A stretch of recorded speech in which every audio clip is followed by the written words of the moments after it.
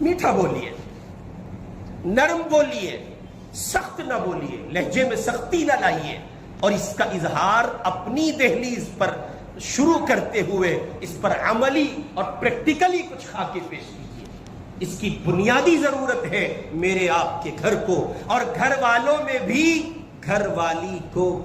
دیندار ہے، داڑھی ٹوپی والے ہیں، کرتے پاجامے والے ہیں، شیطان بھی بیعت ہونا چاہتا ہے، بظاہر ایسا لگتے ہیں، لیکن گھر میں جانے کے بعد گالیاں دیتے ہیں، تانے دیتے ہیں اپنی بیوی کو۔ ترش روئی سے بات کرے، بابا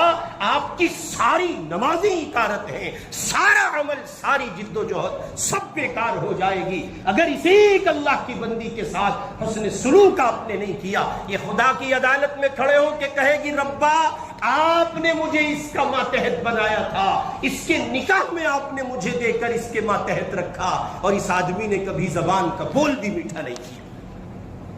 اس لیے بنیادی طور پر حسن اخلاق کے عملاً اور پریکٹیکلی پہلو کی ضرورت گھر میں ہے، گھر میں بھی گھر والوں سے، اور گھر والوں میں بھی گھر والی سے۔